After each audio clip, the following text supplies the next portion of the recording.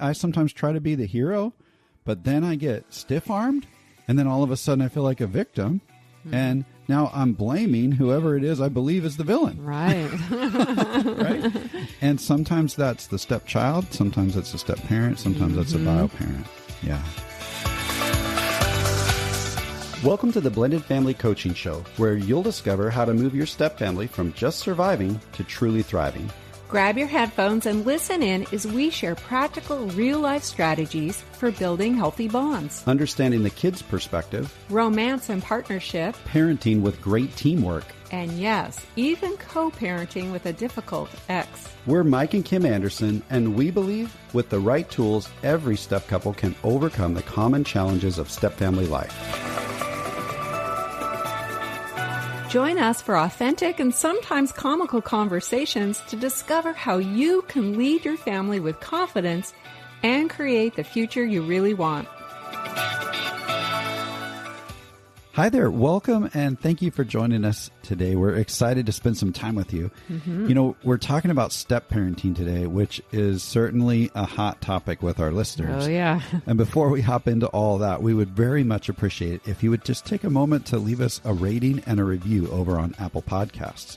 Recently, we heard from Fancy Main Mama. I love her username there. And she shared that she and her partner have only listened to a few episodes, but she says that they've already walked away with juicy nuggets and tools to use in their life, and more importantly, hope. Man, I want to say thank you so much to Fancy Main Mama for those encouraging comments. You know, our core purpose is wrapped up in two words: to cultivate hope. That's yours and my core purpose for our listeners. And it sounds like we got to offer this particular couple some hope. Yeah, with our juicy nuggets. That's right. And we're hopeful that we're offering that to you as well. Yes. You know, it seems like everything begins to change when we start to have hope. That's true in just about every area of blended family life, especially in step parenting. So just like Fancy Main Mama, I appreciate if you go over and leave us a star rating and maybe take some time to leave a review. Yeah. And hopefully today's episode will bring you some juicy nuggets and some hope. That's right. Yeah. So in our last episode, episode 157, we interviewed three of our favorite stepmoms, Brenda, Tiffany, and Stacy. And we heard about some of the biggest challenges they faced in their blended family journey, as well as some of their biggest wins, those wins that have come along the way. Now, all three of them have been blending for quite a while. So it was interesting to hear about these easy wrong turns that they've made along the way, and then how they were able to identify what wasn't working in their approach to step parenting. Then they discovered ways to pivot and practice new, more effective things that they could be doing as they became the stepmoms that they really wanted to be. Absolutely. It was really a great conversation, and it was fun as well. If you missed it, we'll go ahead and put a link in the show notes, and we recommend that you go back and check it out. And you know what? You don't have to just be a stepmom in your situation to gain a lot of helpful insight from them. You might be a bio mom, you might be a stepdad, but their insight of these three courageous stepmoms, they're really about blended family life in general. So maybe you'll even join us for a few laughs as you listen into that episode, because we certainly laughed a lot together, didn't we? It was a great conversation. Yeah. We had some laughs. And sometimes, you know, that's all you can do when you're faced with all of the chaos of blending. But there was also some sadness and some regret that was expressed around their early days of blending, specifically around parenting, or rather step parenting, right? That's right. Yeah. And of course, as coaches, we've noticed that the topic of parenting is the issue that often leads to excessive conflict, confusion, disconnection, and a whole lot of pain between the couple, which ends up spilling out onto the rest of the family as well, all the kids, right?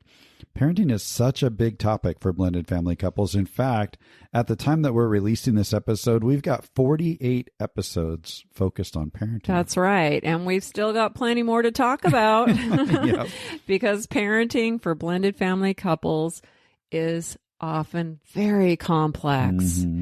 And each time we discuss this topic of parenting, it's our hope to equip you with realistic expectations, helpful insights, and healthy mindsets as well as some practical tools and strategies that you can use right away and start practicing. We want to support you in becoming effective parenting partners. Definitely. And, our friend Mark Warren often says, knowledge changes your thinking. Practice changes your life. So today we want to share some insights around a parenting tool that can change your life and improve the dynamics of your home if you're willing to practice. You actually have to put these things into place. Yeah, and we know from our own personal struggles that changing your parenting approach isn't easy. No. I personally had to wrestle through this process with my daughter Annika, who had pretty much been calling the shots during my single parent years. She kind of ran the show, right? And I'd become very permissive and pretty ineffective as a parent. I really didn't have much authority with my own child. And of course, this was a glaring problem for us, especially when we got married. And honey, you started to notice how my permissive approach to parenting Annika wasn't very healthy. That's for sure. And we've talked about this plenty on the show in many of those 48 episodes I just mentioned. Yep. But like most blended family couples, we had a whole variety of disagreements around parenting. Yeah. Thankfully, you didn't stay stuck in that permissive parent mode. Right. And I eventually learned how to support you in your role better and kind of understand what my role was as a step parent and how to play that role well so that I could also become more effective. And as we did that together, we became the parenting partners we really wanted to be. Yeah. But to do this, we each had to make some changes, and we had to learn new ways to approach parenting as well as practice what we were learning again and again and again. And over time, we had to learn to stay consistent, even when it was hard. Especially when it was hard. Yeah, and we had to persevere as my daughter Annika, of course, she objected when I began to set healthy boundaries with her and moved away from permissiveness. And that's something we need to anticipate. For sure. You mean she didn't come to you and say, Mom, I think I need more boundaries in my life, right? No. Of course she's going to push back, right? And I had to, get engaged in this process too. I had to take a step back. I had to be patient as you started to make these changes. And personally, I had to move away from this tendency I had to want to take control and become critical. And instead, I had to learn to work with you as your support person, kind of your cheerleader. Right. And that was really a difficult role for me to embrace, honestly. Yeah, this was a process that took time, it took energy and effort, but the payoff has been huge. For sure, yeah. However, I'm positive we never would have gotten there without a solid parenting method under our belts. Yeah, no right? way. No way. I needed some direction and some tangible skills because I'd been parenting from a place of underlying emotion and pain. My parenting response was dictated by my guilt, some fears, and some insecurities I had. Yeah. And unfortunately, I had allowed the past to influence how I was showing up for my daughter in the present, and I simply lacked the parenting skills I needed to really step up and be the parent I wanted to be and that Annika really needed me to be.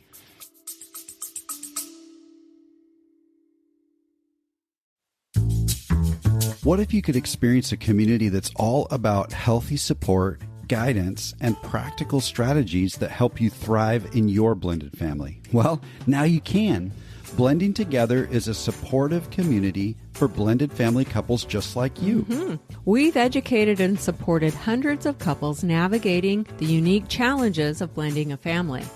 Now we're inviting you to join our community and experience the transformation that awaits you. But you'll need to act fast because we're getting started soon. Blending Together is not just another community. It's a place where you'll find practical, real-life strategies for building unity as a couple. And creating more connection as a family. Experiencing partnership in parenting. And even dealing with that difficult ex. Blending Together is a safe, growth-focused space where you get to connect with us and, maybe more importantly, with other blended family couples who truly understand what you're going through. Along the way, you'll discover practical tools, guidance, and hope that empower you to find a future full of confidence and connection. When you join Blending Together, you'll get to hop into a variety of resources like access to our private Facebook group and online learning platform, monthly coaching meetings, monthly Q&As, and you'll even get to vote on the content for our monthly workshops. Blending a family can often leave couples feeling alone or isolated and stuck. And quality support can sometimes be expensive. That's why we're offering you access to all of this at a super low monthly rate, because every blended family deserves the opportunity to thrive, regardless of their budget. That's right. So join us in the Blending Together community and unlock the secrets to successful blending. Together, we can create a future filled with hope, connection, and peace.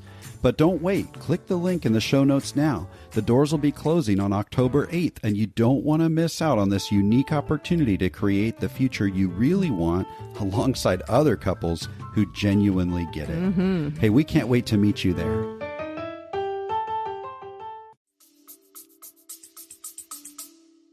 Yeah, and, I came in kind of thinking that I had this parenting thing all figured out. Yeah, you even did. though I wasn't actually a parent Right. when we first got started, right? It took a little while, but I discovered that having a parenting method really helped me as a step parent as well. What I found out was that you and I practicing the method that we were learning, that became a goal that you and I could both get behind. We were able to agree on how we'd approach our struggles with Annika's behavior based on the method, not on what you thought we should do and what I thought I should do. And the method that we've been using for years is called Love and Logic, which is focused on authoritative parenting. Love and Logic parents learn skills to provide a healthy balance of love and empathy, as well as appropriate boundaries and consequences. And we've been using the Love and Logic parenting method for over 20 years, not just with Annika, but with our two mutual kids as well. And for us, this method has been the foundation of raising our kids to be respectful, capable, and responsible. We recommend it to everyone. Now, recently, we've discovered a Love and Logic resource specifically for step family couples called Stepparenting, Keeping It Sane. Yeah, that's right. Yeah, this is a great book, and I can't believe we missed it along the way. It really is something we just recently stumbled across, like you mentioned. So today we thought we'd share some practical insight from the book, and I thought we might start by sharing an excerpt about why Love and Logic is so important for step families. Would you be willing to read that, hon? While all children and all families face challenges, stepchildren experience a dizzying array.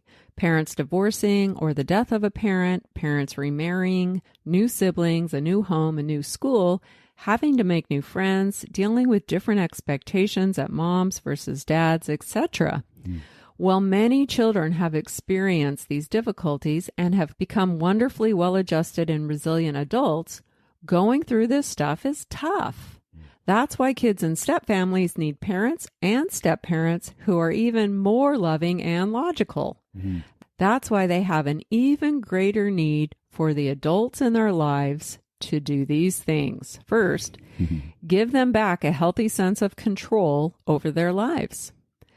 Second, demonstrate unwavering empathy and unconditional love even when they test this love by acting nasty. Provide limits, routines, and expectations that provide a sense of security and show them that they are valued members of the family team. Allow kids to learn by making mistakes and experiencing affordable consequences rather than spoiling them out of guilt. And last but not least, take care of themselves and their marriages so that they have the energy to be consistently healthy role models.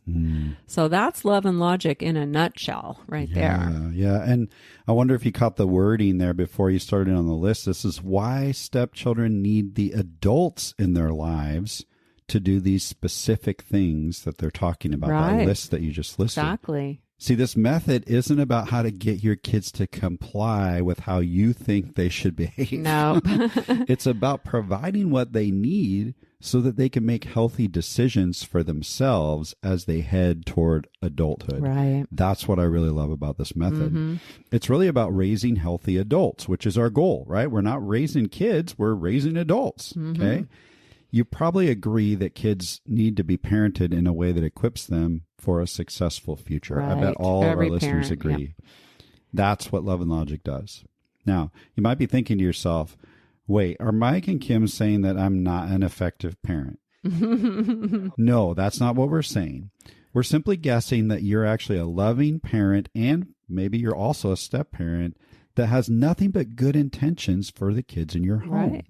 We've also noticed in our own parenting journey, as well as the couples that we've coached over the years, that every one of us can improve. Absolutely. And as one writer put it, our danger zone is not what we don't know. It's actually in what we think we know, but we're simply mistaken about. Right. And I've discovered time and again how mistaken I've been about effective parenting and step parenting in our journey. And I'd really love for you to avoid the mistakes that I've made and that we've made together. And the Love and Logic method is really effective in our personal experience for our family, but also in coaching others. Yeah. And as an added bonus, this parenting method helps to calm the chaos in your home. For sure. And manage yourself in a way that leads to better parent-child relationships or step-child, step-parent relationships. So as much as we'd love to talk for hours and hours about this step parenting resource, because there's so much to talk about, it's so rich. Today, we're going to just talk about a few of the insights we found valuable from this book and offer our thoughts and a few practical tips just to get you started. For sure. And I just want to say that even though this resource is focused on step parenting, this particular one, there's all kinds of other Love and Logic resources. The concepts that are explored in the book are for every parent in a blended family. That's right. This would be a great book to read together as a couple and then discuss as you work through each chapter. That's right. All right, so let's dive in. Yeah, let's do that. You know, Charles Fay, the author, has a whole lot of different things to say. And I mean, we could sit and read the book to you today, but we're not an audiobook type of couple here. So we're just going to jump around to a few things. But what we really want to encourage is for you to go find this resource and read through it yourself. Yeah, and just to let you know, one of the things I love about this book is it's short. It's an easy read. It's just over 100 pages, and it's so concise. Yeah, you said the word rich earlier, and I totally agree. It just is so concise and practical. I mean, you can really just dive in and start practicing right away. Yeah. So there's one chapter in the book that made me, just simply by the words they used, it made me think back on a really fun memory.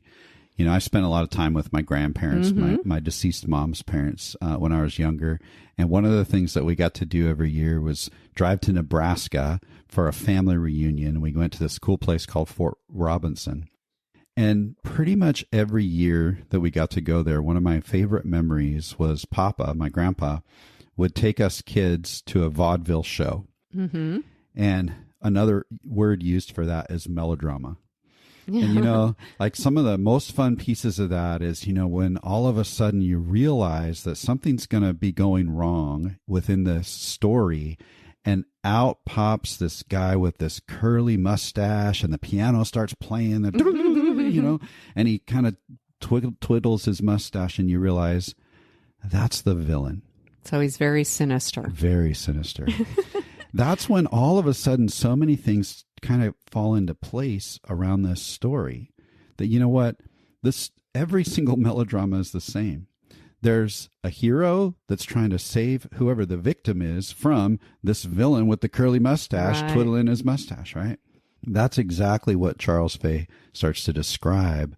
It tends to happen within the context of our blended families. Yeah, and unfortunately, a step-parent makes a very convenient villain. Absolutely. They're the newcomer. Everyone else is bonded and has relationships already established, and in comes the newcomer. Absolutely. And they make a very convenient villain. Yeah. And, you know, part of me wants to say, no, we didn't experience that, or we weren't like that. But really, in any given moment, especially moments of stress, we start to find that within our home, there's this role that tends to emerge with different characters in the story. There's a hero that steps up, which actually displaces someone else into the villain role. And that means that we're focused somehow on a quote unquote victim. Yeah. And it's often easy to see ourselves in one of these three roles at just about every turn. Right. You know, I sometimes try to be the hero, but then I get stiff-armed, and then all of a sudden I feel like a victim. And now I'm blaming whoever it is I believe is the villain. Right. Right. And sometimes that's the stepchild. Sometimes it's a step-parent. Sometimes that's a bio-parent. Yeah. The other interesting dynamic, of course, is when the bio-parent in the other home, so the ex-spouse, you know, kind of pegs the new incoming step-parent in the other home as they're the villain. And I need to protect my precious children from this person that I don't know.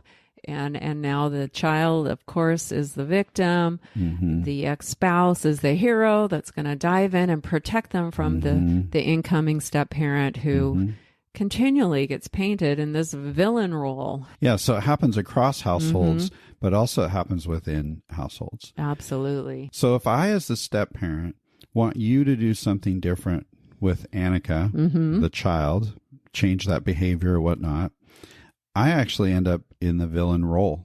Right. And you're going to stand in the gap between me and Annika, who you see as the victim, but you then try to become the hero. Yeah. And now guess who's in conflict? Yeah. It's you and me. Us. And the bio-parent often sees their child in the victim role because their child has been through a lot. Exactly. There's been trauma. There's been loss. And so, yes, we go into auto protection mode. Exactly. Especially around any abrupt changes. Yeah. And what Charles Fay describes here are some traps that tend to emerge when we're playing these different roles.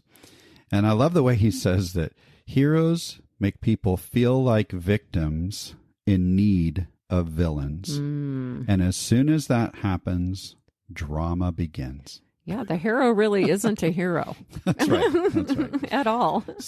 So let's talk about some of these other roles within this kind of idea of heroes, victims, and villains. Yeah, the traps. About the traps that we tend to get into. So, you know, in our situation, I'm the step parent.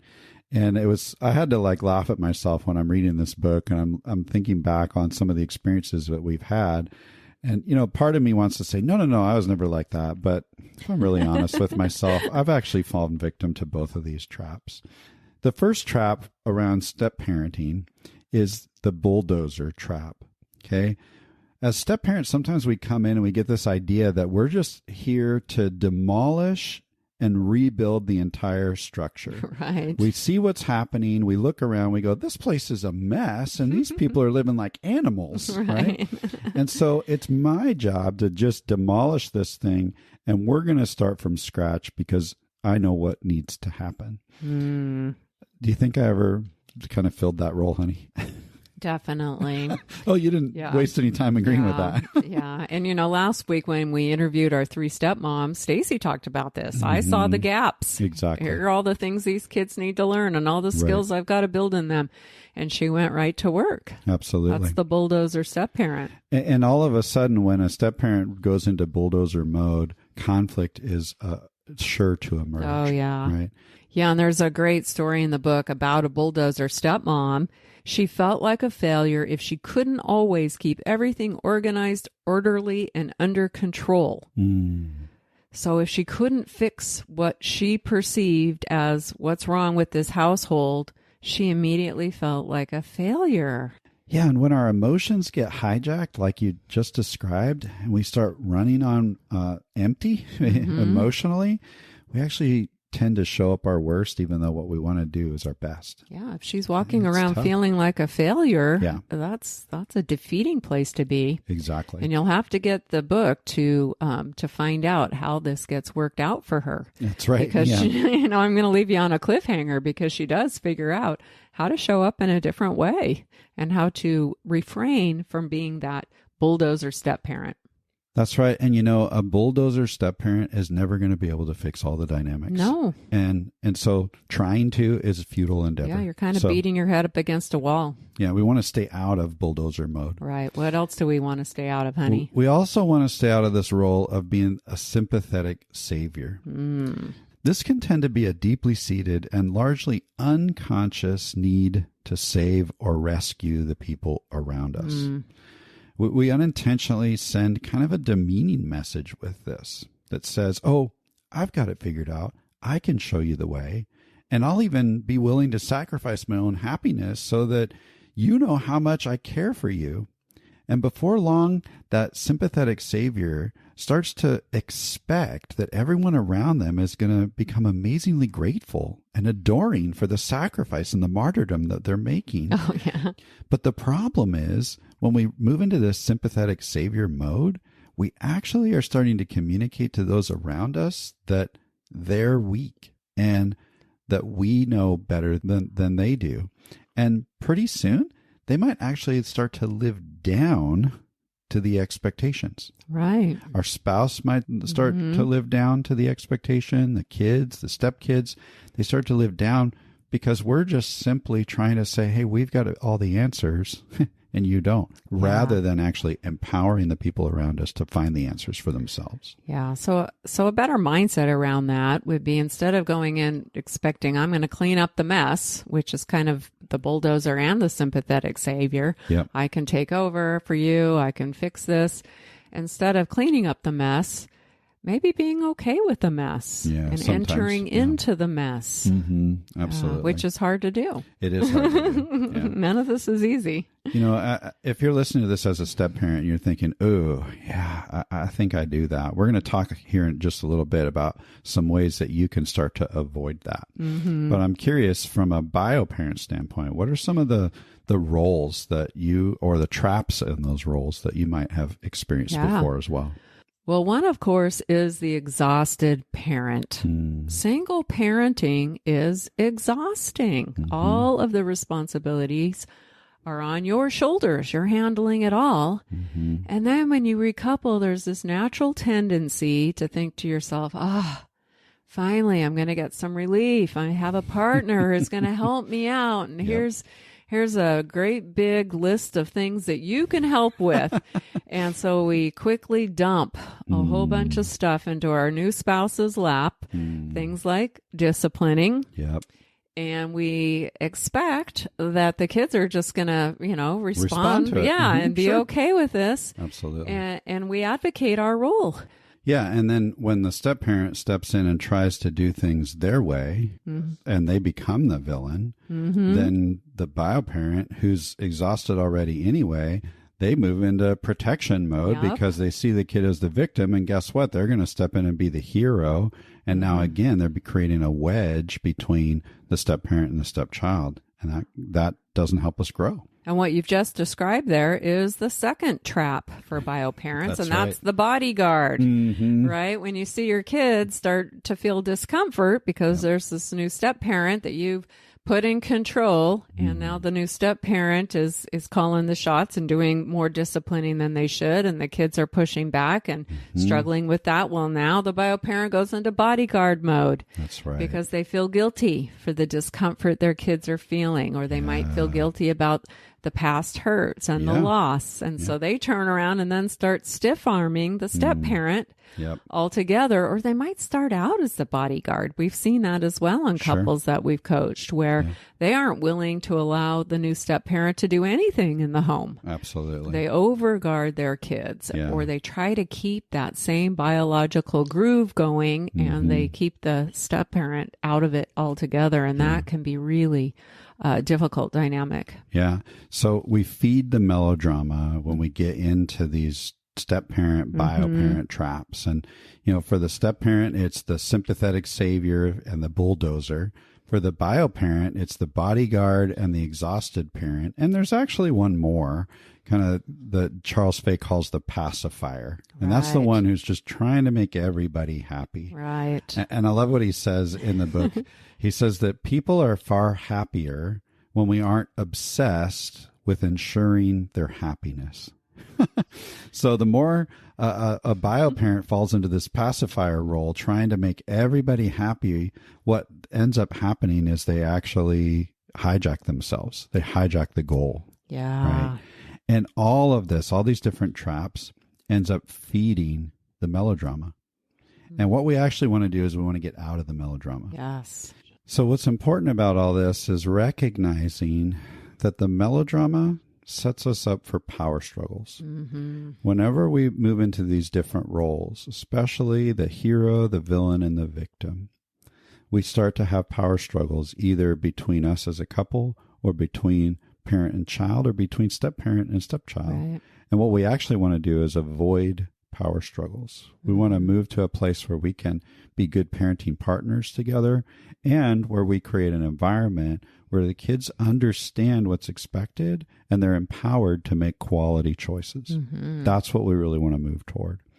And one of the ways that Charles talks about how we as individuals can begin to create an environment where those power struggles become less is a little counterintuitive, the way that he talks about we love the kids by taking good care of ourselves. Yeah.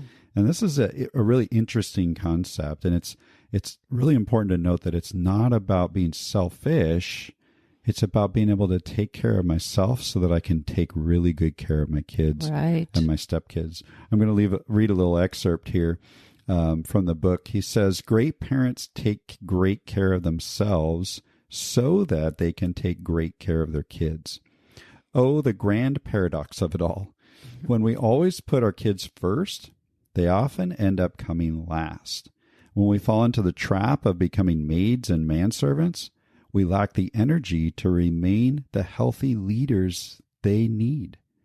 The batteries drain pretty fast and our light grows dim. Without the illumination they need, the kids grope about in the dark.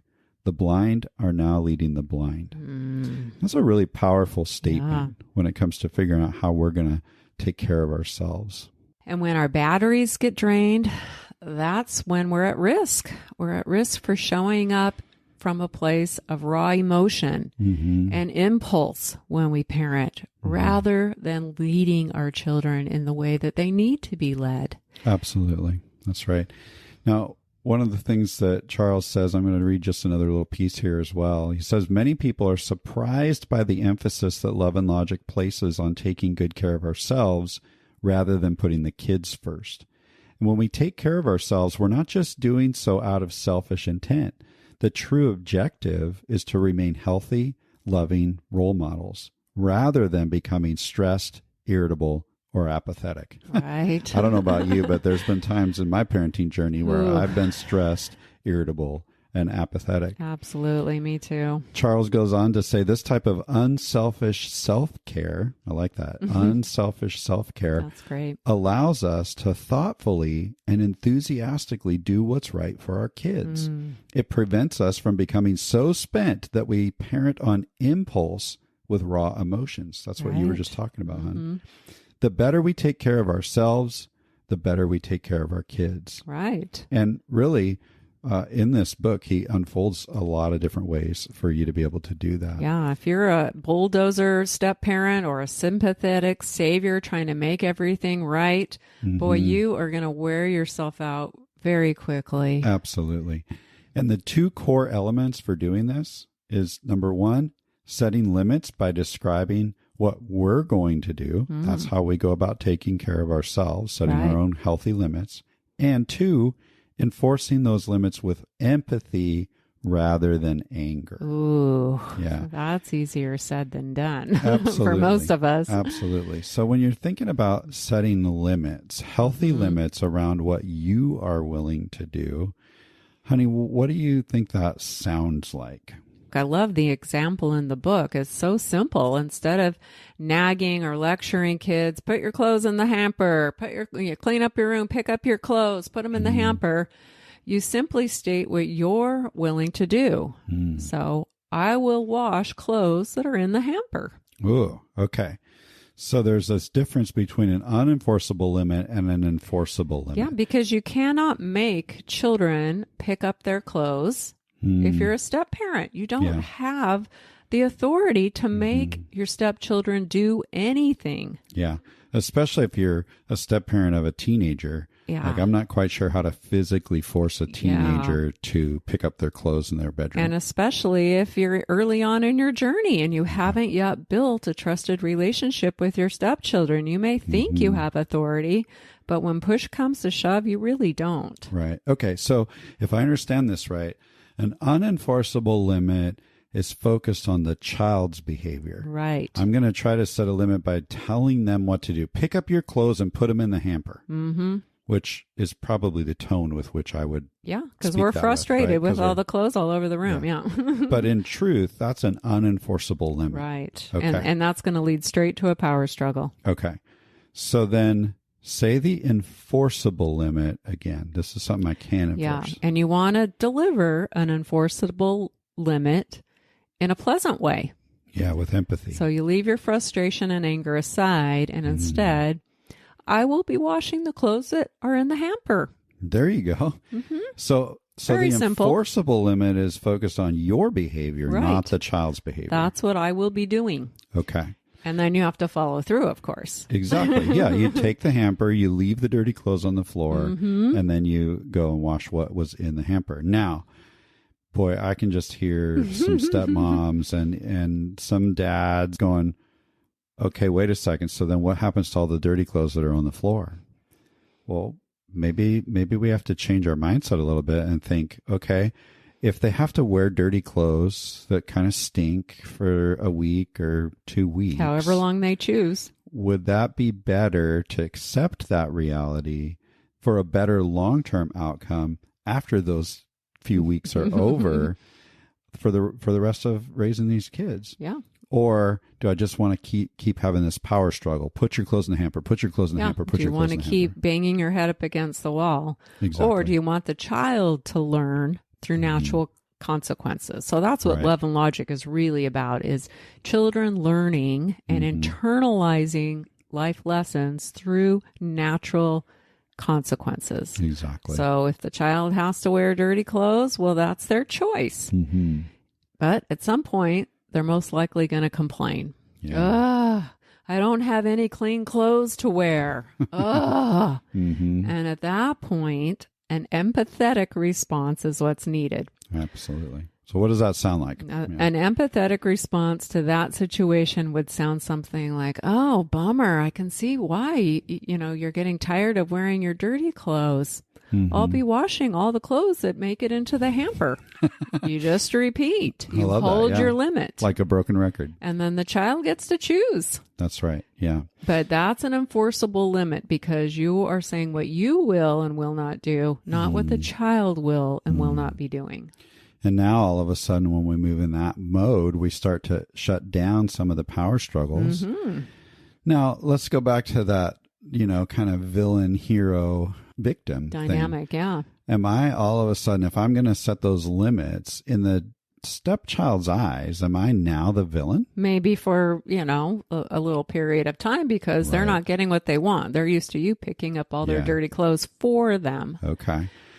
As a bio parent now, am I now the villain? Maybe. Maybe. What do we do to resolve that? Because you're causing my child some discomfort. And I Yeah, can't I don't stand like to see that, my yeah. child in discomfort. Yeah, because I'm in the trap of a pacifier or a bodyguard or something like that. Yeah. So what do we need to do to resolve that? How do we go about that? Well, that's, something we talk about all the time on the show is how do we become effective parenting partners? Okay. So that's where we have, some conversations around what are the values, what are the life skills, and what are the character traits we want for our kids? Do we want our kids to be used to having someone wait on them hand and foot and not having any responsibility for themselves? Most parents don't. Yeah. So I love how, absolutely. What we need to do is build our partnership and our unity about what we actually want to do. So we're united. And then we need to apply the method, like Love and Logic, as a team so that when we get into these moments where maybe the stepchild sees step-parent as a villain because I can't believe that you're only going to wash the clothes that are in I'm the not hamper. getting what I want. Right? but we're avoiding this power struggle with us and our spouse by building partnership and agreement around how we're going to go about handling this, right? Absolutely. And, we've talked about this before, honey, that we struggled early on in our marriage around money, around how are we going to spend money? Who gets to spend money on what? And who gets what amount to spend? We were constantly arguing over what we could and couldn't buy and who should and shouldn't be buying things until we sat down and mapped out a budget. That's right. And we allocated how much money gets spent on each thing and how much money we each get to spend just for our own discretionary spending. And once we mapped out a budget, that budget is what really dictated the decisions we made around financial spending. And the power struggles ended. Discontinued. Yeah, because we agreed on a budget. Exactly. And that's exactly what Love and Logic or a parenting method can do for a parent and a step-parent. Yeah. One of the things Charles talks about in this book is just an idea for step-parents to say, hey, can you go in and just make a list of all the little extras or what you feel are the extras that you do for a stepchild? Yeah. I drive them to soccer practice every day after school. I make breakfast for them in the morning. You've been talking about laundry. I do their laundry for them, right? There's all these different things that we feel like, okay, maybe some of us feel like that's just what we should be doing. But when we really think about it, these are all things that a parent often provides for a child, and it's not always the step-parent's role. Yeah. But we end up doing them anyway because we love our family and we want good things for them. And then we start to talk about this in partnership and what we do. Hey, these are some things that I've noticed I'm trying to do for Johnny as a step-parent, right? But I've noticed that, we come back from soccer practice and shoes are left everywhere, backpacks laying in the living room or in the hall, and we're tripping over it. And I don't like that. We need to change that. Or when he comes home from school. Yeah, that feels really disrespectful. Or he's complaining that breakfast is cold because he's hit snooze too many times, right? Or, like you just said, he's complaining that his clothes stink because they weren't in the hamper and they didn't get washed, right? Now we have an opportunity as a couple to talk about, okay, what do enforceable limits look like? How do we describe what I'm going to do rather than telling Johnny what he needs to do? And then when either of us, actually, this isn't just about step-parenting, it's about parents can set these enforceable limits as well. Then when either of us sets one of these enforceable limits, we don't have to get into a power struggle or see each other as villains any longer, right? And one way to do that is identify together the quote-unquote one-liners that you can repeat over and over as you share your enforceable limit. Yeah, what you're going to do or not do. Exactly. So maybe what would a one-liner sound like when it comes to the frustration about, well, I'm driving this kid to soccer practice every day, but he's leaving this mess of backpack and everything else in the way even before we get there. Yeah. So something like, I'm happy to drive you to soccer practice as soon as you put your backpack away. There we go. I'm going to do what I'm going to do, but I only do it under these circumstances. Right. And then if the child refuses to put their backpack away, then there's empathy. Oh, yeah. So sorry you're not going to make it to practice today. That's a bummer. Yeah. And being late for practice a couple times up front might be better than a constant power struggle every day just trying to get there on time. Yeah, because it's very different than demanding, put your backpack away, put your backpack away, and the child just ignoring you or coming back with, well, you're not my mom, you can't tell me what to do, or whatever it is that they do. Sure. That's the power struggle. You can sidestep that whole thing by pleasantly communicating your one-liner. Yeah, exactly. Maybe around breakfast, he's complaining about his eggs being cold. Well, I'll have breakfast on the table at 6:30. Or whatever the time is, 7 o'clock. You can choose to come and have hot eggs on time and get up on time, or you can choose to eat cold. Yeah, it's your choice. Or like you just said a little while ago, that one-liner around the laundry, I wash clothes that are in the hamper. Exactly. Right? But notice that each of these is hyper-focused on what I'm going to do as a step-parent or as a parent, not in a power struggle of what the child is supposed to be doing. Now, are they going to give some pushback? Are Of they going course. to get upset? Of course they are. Yep. But the reality is when we begin to set these limits in a way that's loving and kind, and we do it in a way that is united as a Right. couple, the power struggle begins to come down. Mm-hmm. And over time, the likelihood of that child actually following through with whatever those limits or boundaries or expectations are tends to go up. Yeah, I remember when I first started practicing love and logic with Annika, Yep. who was very much used to getting her way. Mm-hmm. And when I finally started setting some enforceable limits around her poor behavior, and in fact, we have a great story. I'll just tell the story, the pancake story, right? The pancake story. So it was a Saturday morning, I think, or Sunday morning. It was on the weekend. And we were really looking forward to having a nice, leisurely, relaxing morning. It had been Right. a busy week. And we were just like, Yeah. some downtime at last. Well, Annika woke up and immediately announced that I would like McDonald's pancakes for breakfast. That's right. Well, the closest McDonald's to our house at that time was 30 minutes away. We did not live. We lived out in the boonies. Yeah, there. we didn't live near a McDonald's.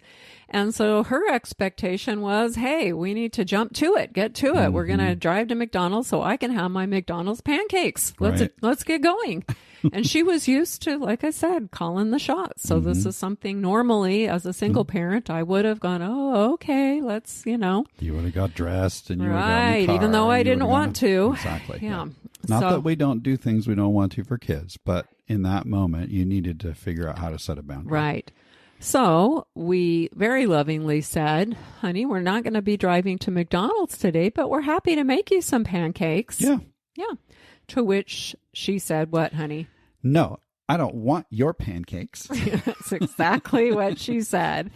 And then she proceeded to whine, throw a big fit. yeah. Yes, which was her way. So, the great thing about kids is their behavior is pretty predictable. Mm-hmm. So we had predicted that, Something the like next this was time gonna I need to happen. set a boundary with Annika, she's going to throw a fit. Mm-hmm. And there will be a lot of weeping and gnashing of teeth in that moment. For sure.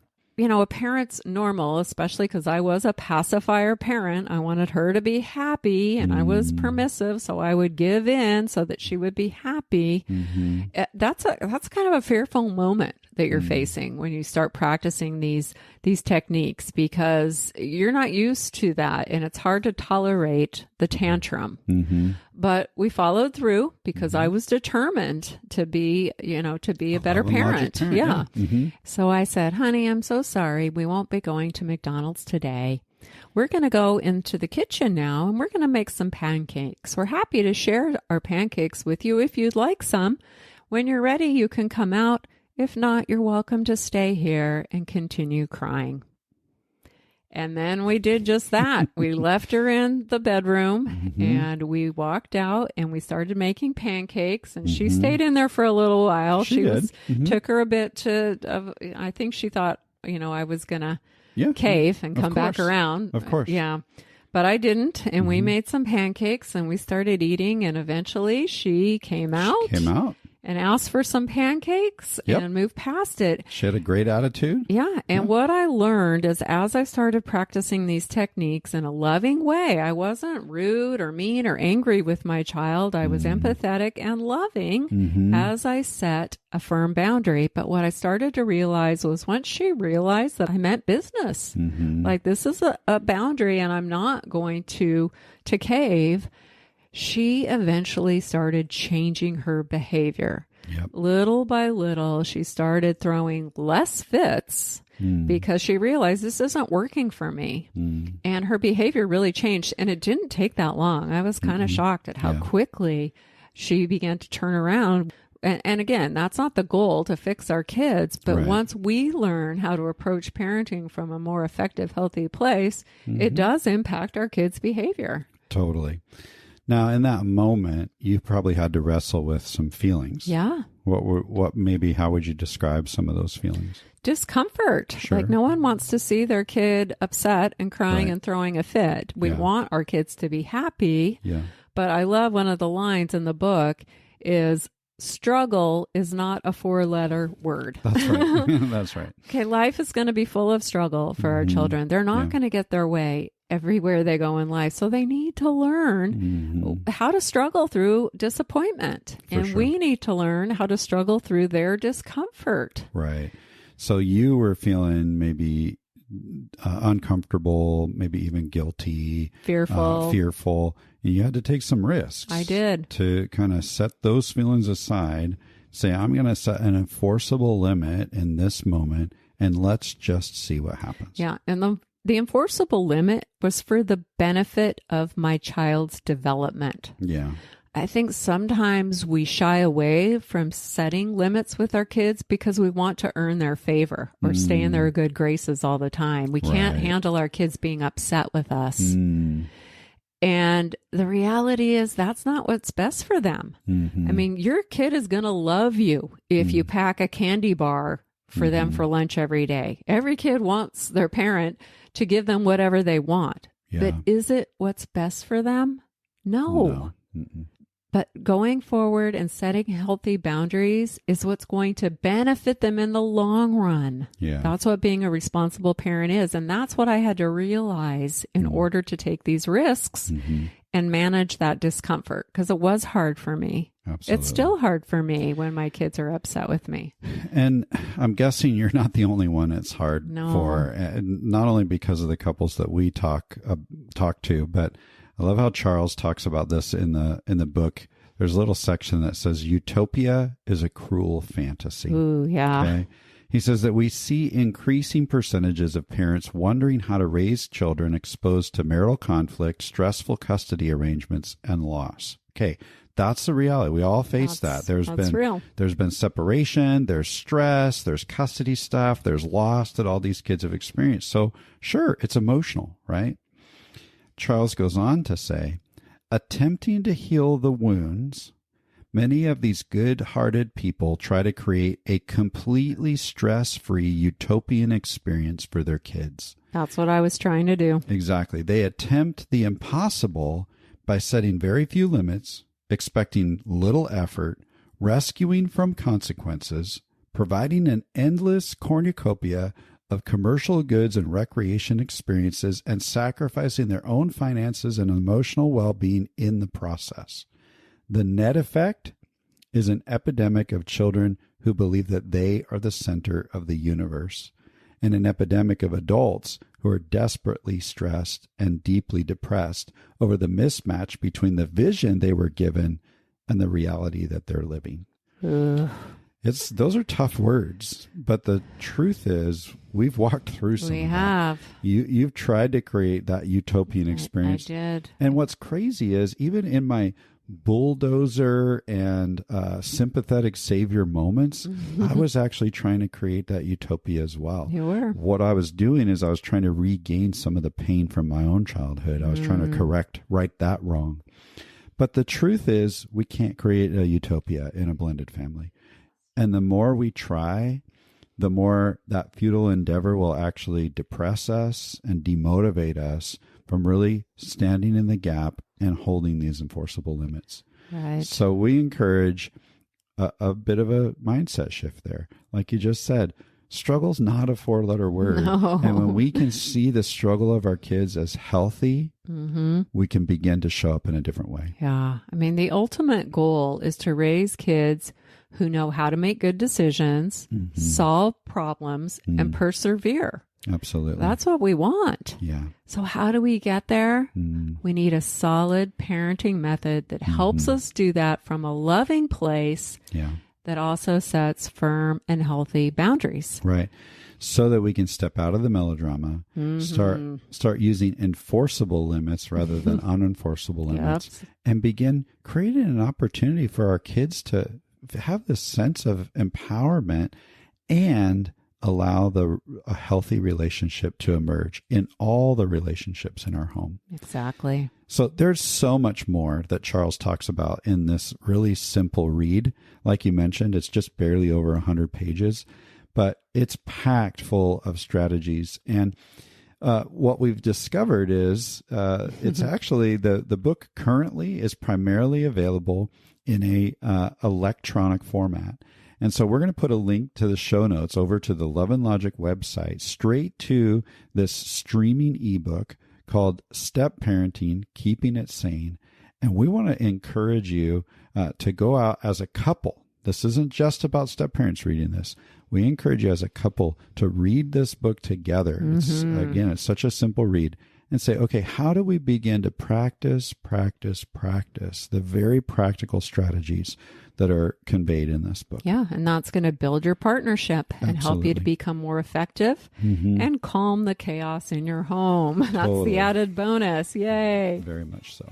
All right. Hey, we're going to bring this to a close and just wanted to mention, in 2 weeks, we're going to have another episode called How to Stay Hopeful as a Step-Parent When You're Continually Rejected and Hurt. Because another piece of this dynamic that can be really emotional and challenging is when you're feeling rejected or stiff-armed by a stepchild. Right. And so we're going to talk a little bit more about that in a couple of weeks. Yeah, because you want to be able to show up in those moments when you're hurting. Exactly. Because that's going to make a difference in the bigger picture. So we're going to give you some great strategies. For sure.